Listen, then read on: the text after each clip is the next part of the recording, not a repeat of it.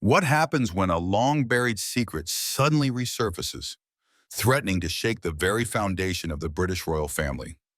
Just recently, a shocking DNA test result has come to light, and the one most deeply affected is none other than Queen Camilla. According to never-before-revealed claims, this is no baseless rumor, but a legitimate DNA test directly connected to Princess Diana and a secret child never mentioned publicly. What could have driven Camilla into such a state of despair that she reportedly withdrew from royal duties? Could the existence of this child, if truly Diana's biological offspring, upend the line of succession and expose dark truths the royal family has fought to keep hidden for decades? The question is no longer, is it true, but rather, why is the truth coming out now?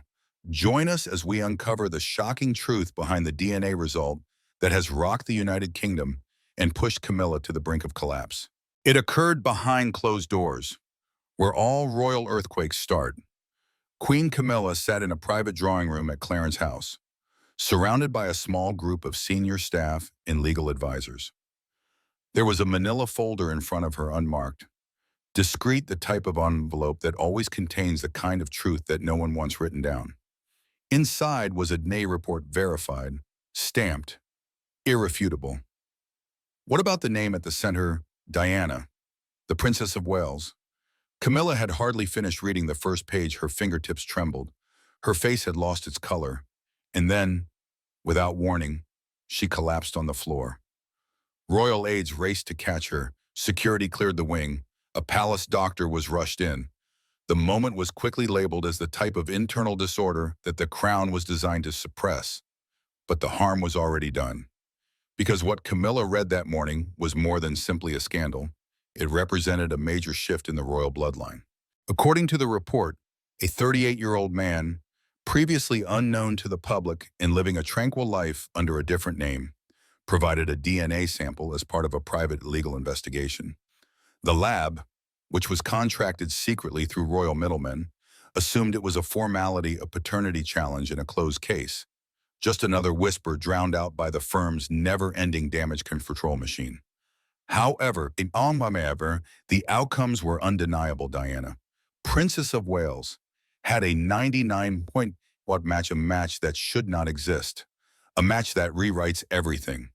Camilla had feared many things during her reign: public hate, tabloid scrutiny, and her precarious position beside King Charles. But she never dreaded this. She never dreamed Diana could find a way to reclaim the throne 28 years after her death, not through revenge, not through legacy, but only through blood. And now, as the palace braces for the fallout, the crown is rushing to stop a story that may already be too big to ignore, because if Diana had a secret child, one raised away from the Windsors, what does that entail for the line of succession? What does this signify for Charles? What does this mean for the Queen, who is now lying breathless in her drawing room, clutching a truth she never expected? This is not simply a scandal, this is a reckoning. The monarchy may never be the same. Before the gowns, the global renown, and the tragedy that froze her name in time, Princess Diana was a girl hiding in plain sight. Her life was never completely private, even before she became the most photographed woman on the planet.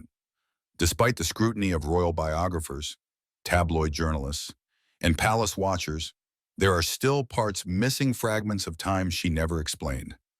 Moments that faded into history without a trace.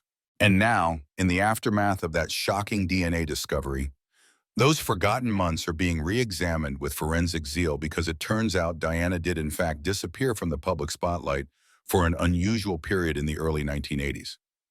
Specifically, between her engagement to Charles in February 1981 and the birth of Prince William in June 1982, there were the usual explanations: a desire for relaxation, a dislike of media pressure, and sensitive royal etiquette. However, the timelines don't quite add up. Appearances were canceled. Foreign travels were postponed.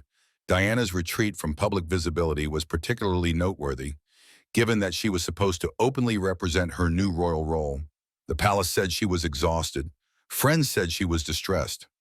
However, some insiders suspected something far more sophisticated. Rumors began to circulate.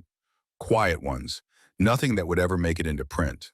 Diana had built a profound emotional bond with someone during her pre-royal years, a man near to the palace, possibly part of the royal staff or medical professionals. She had trusted him at her most vulnerable moments. More ominously, this connection may have lasted longer than anyone realized, even into her early months of marriage. At the time, no one was willing to tackle it, not with a wedding around the corner, not with all eyes on the young bride-to-be. The image of Diana, sweet, innocent, and virginal, was critical to the crown's survival. Was it possible she had a lover? Or worse, a child unthinkable, unacceptable, above everything, unpublishable? Some of the questions were hidden. The palace continued to operate as usual with silence, distraction, and carefully selected photo opportunities. Diana, whether out of obligation or sadness, never spoke about that time period.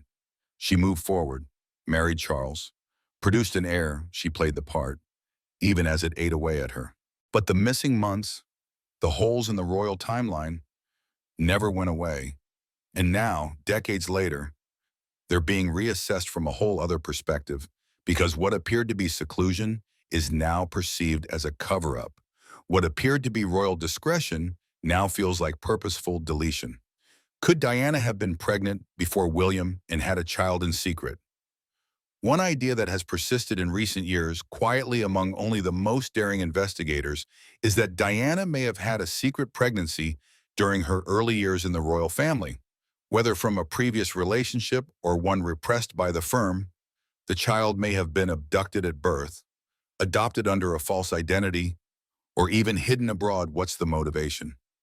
Preserve the crown, protect the image, prevent pandemonium.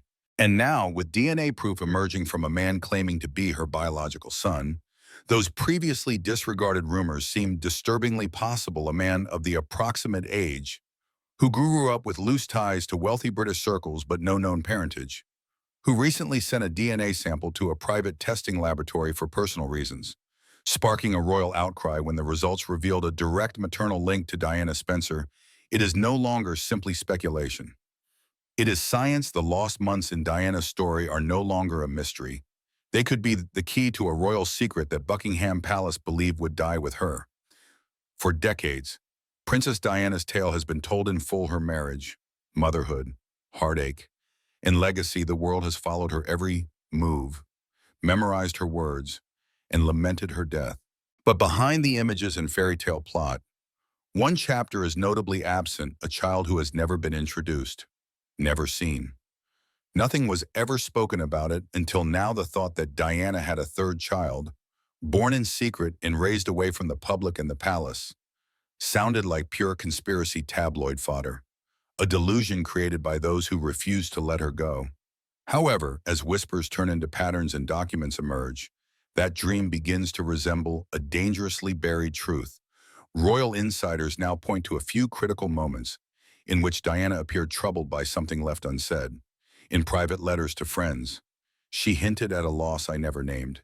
In therapy sessions that were eventually leaked to the press, she spoke of betrayal, being forced to forget, and fearing what would happen if the truth was out. At the time, it was supposed she was referring to her treatment by the monarchy or her failed marriage to Charles. But in retrospect, those cryptic sentences take on a deeper, more intimate tone. There were stories, never confirmed, of a young woman being sent away for several months on the palace's orders. Some claimed she was a body double. Others alleged she had artificial insemination for fertility testing in a research trial with loose ties to the royals. Stranger still were rumors that Diana's eggs were used with or without her knowledge in a controlled experiment to assess her ability to create royal successors. Far-fetched, perhaps. But then came DNA, and all of the notions that had previously been easily discarded became less so. The man at the center of it all, now in his late 30s, claims he had no idea who his biological parents were. He was raised abroad and had always been told he was adopted. But as he grew older, he began to suspect more: his features, habits, and even a remote link to aristocratic circles all led to the same place, Britain. And one woman, Diana Spencer, when he submitted his DNA for a normal genealogy test, The findings revealed more than just a basic British pedigree. They pointed directly to Diana's genetic line, a match so precise, so apparent, that the lab reported the findings as a possible international abnormality. Further testing, which was surreptitiously commissioned by third parties, revealed solely the maternal match.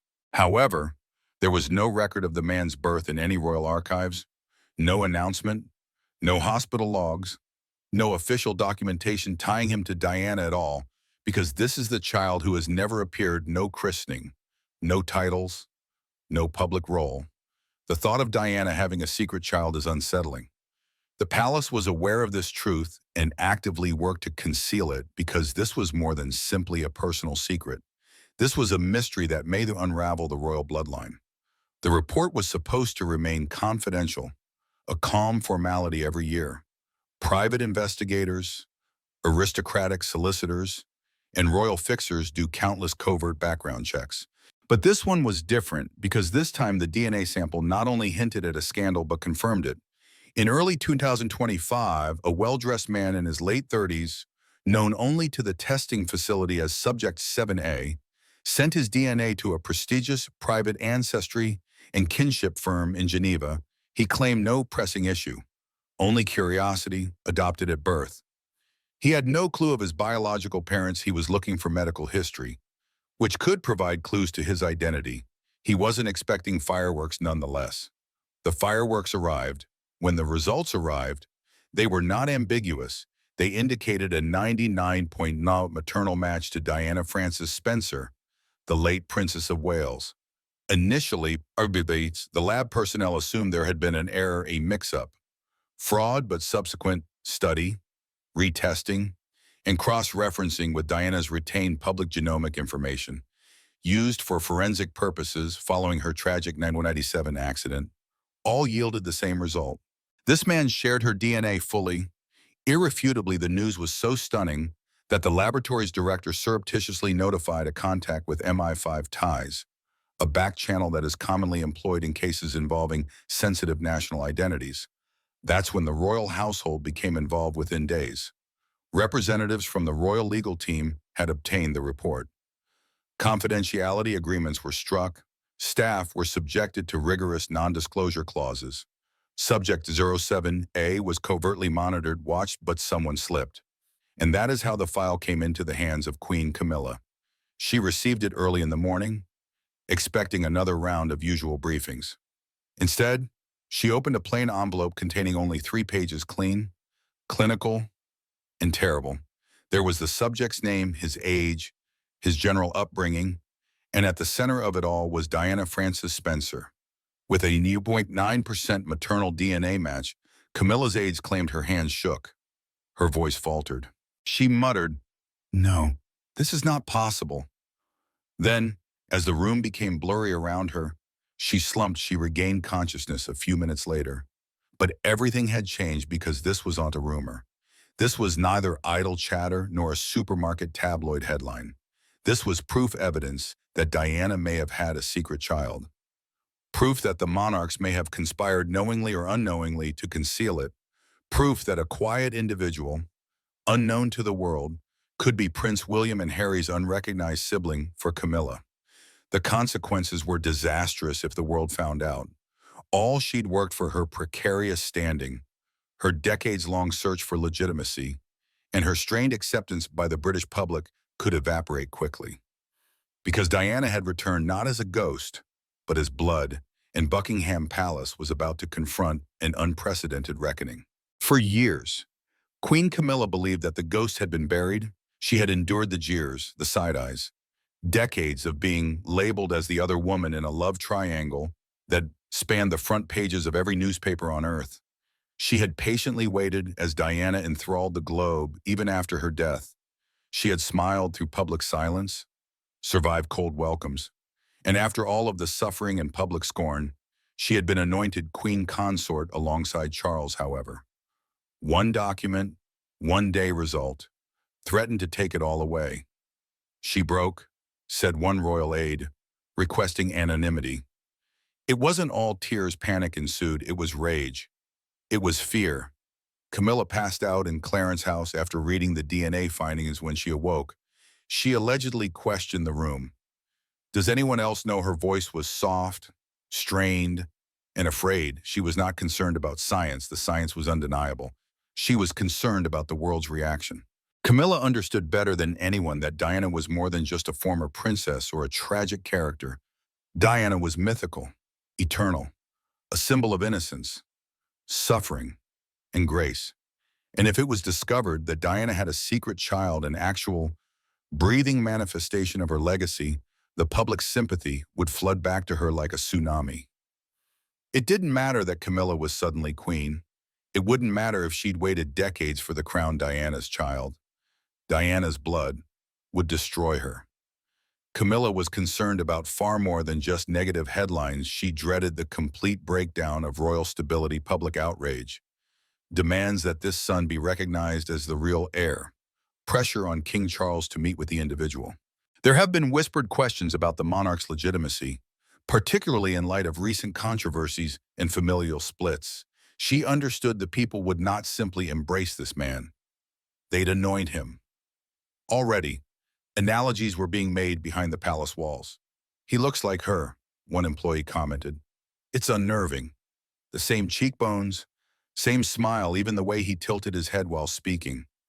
It was as if Diana had been resurrected as a man, wandering freely in the world. Camilla was reportedly furious at Charles. He did not orchestrate anything.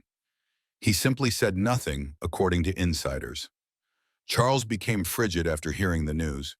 He withdrew, taking lengthy walks through Windsor Gardens and declining meetings when Camilla asked what they were going to do.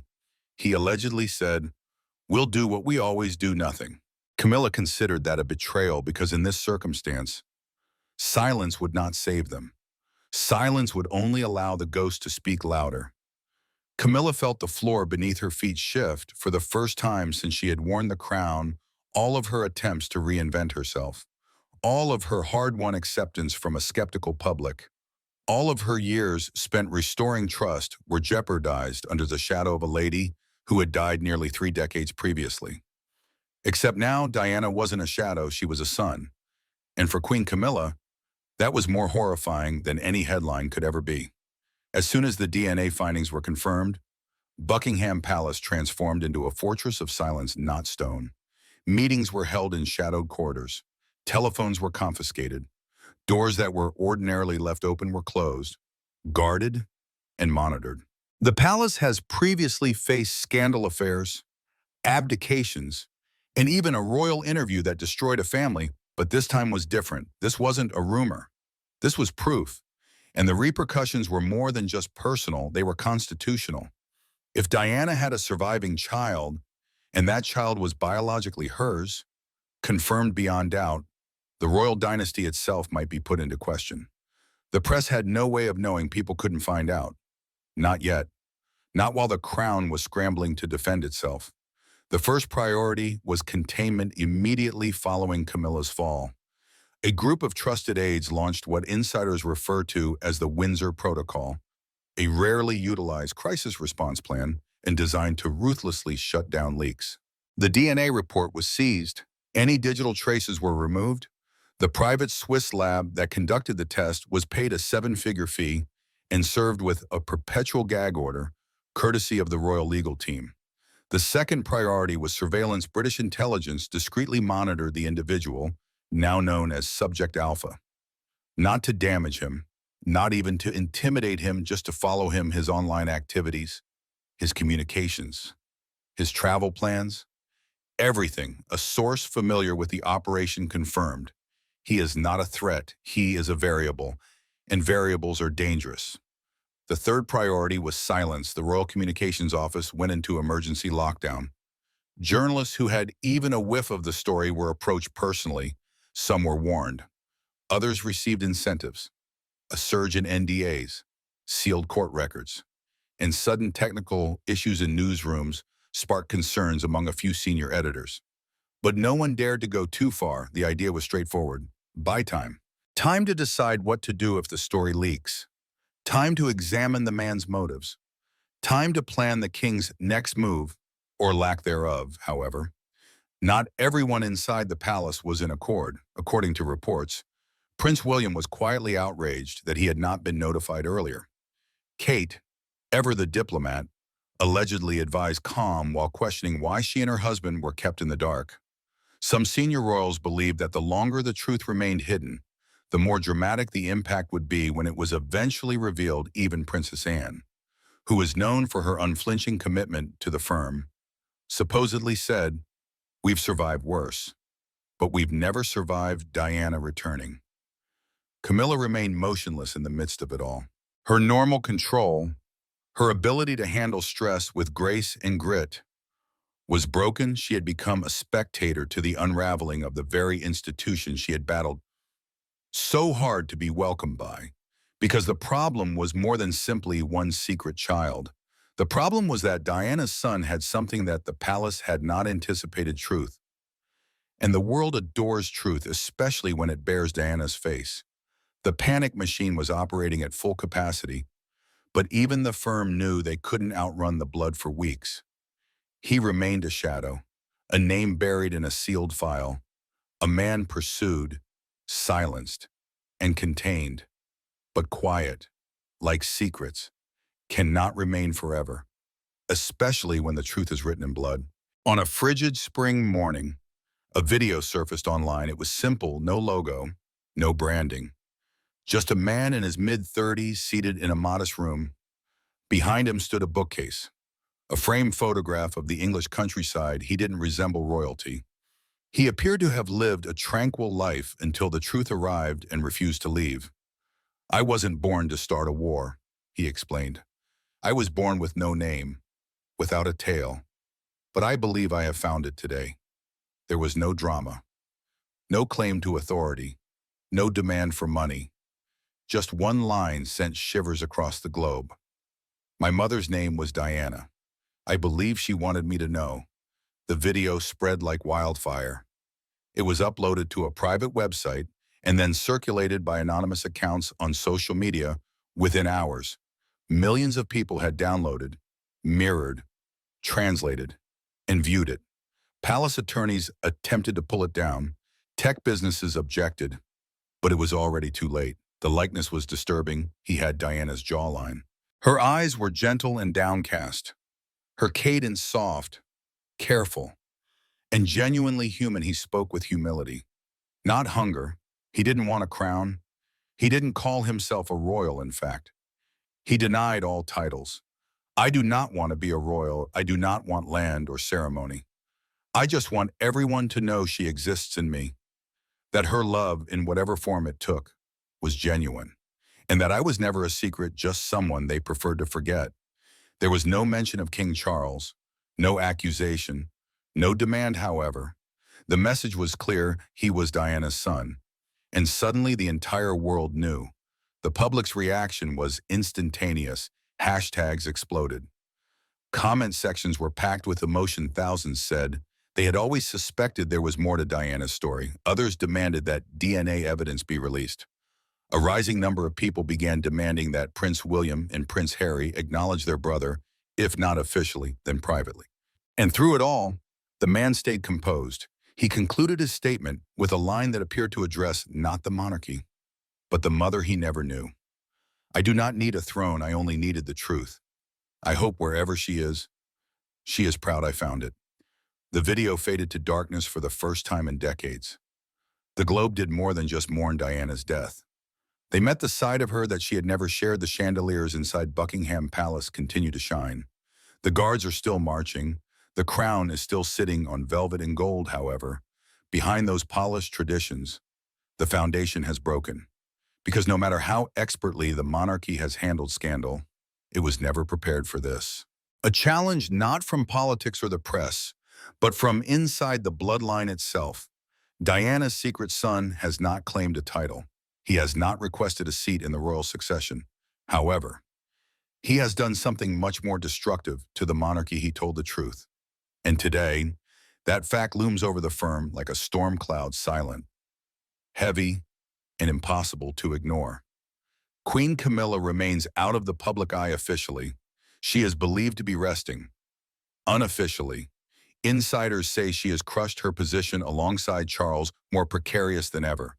All of her efforts to emerge out of Diana's shadow have been undone by a single revelation, not because of a rumor, but because Diana left behind something genuine: a son, a voice, a legacy that cannot be buried. King Charles has stayed mute, but insiders close to him claim he has acknowledged the situation behind closed doors. He reportedly met the man alone. No cameras, no aides, just a quiet moment with a father figure and the echoes of the woman he previously couldn't hold on to. Even the general population is divided. Some advocate for acknowledgement, others seek a probe. Many people simply want what Diana desired for herself to be seen, heard, and free. Prince William and Prince Harry have not published any statements, but the world is watching them more intently than ever. Will they stand by the institution? Will they embrace a brother who has their mother's eyes? And what about the monarchy? Can it withstand such a devastating revelation? This is more than just a procedural crisis. This is a crisis of identity, of inheritance, of love for generations. The crown has used blood to justify power, but today, for the first time, that blood is calling it into question. And while the palace prepares for what comes next, one thing is certain: Diana's narrative isn't finished. It lives on in remembrance, in mythology, and now in the man who bears her name without requiring a title. The throne may still stand, however. It has been separated by blood, and the echo of the truth will not be silenced again. Though the truth behind the DNA results remains unclear, one thing is certain: secrets, no matter how deeply buried, have a way of resurfacing. The story of Princess Diana's secret child is not just a shocking twist for the British royal family, but a powerful reminder of the cost of concealment and the long-lasting ripple effects it can have across generations. Camilla may be the first to feel the impact, but if this revelation is proven true, it could trigger an unprecedented crisis for the monarchy. What can we learn from this gripping tale? That honesty, no matter how painful, is the only path to healing and moving forward. Whether royal or ordinary, everyone has shadows in their past, but only by facing the truth can we ever be truly free. If you found yourself captivated by this story, don't forget to like, subscribe, and turn on notifications so you won't miss the next shocking twist. Share your thoughts in the comments. What do you think will happen next?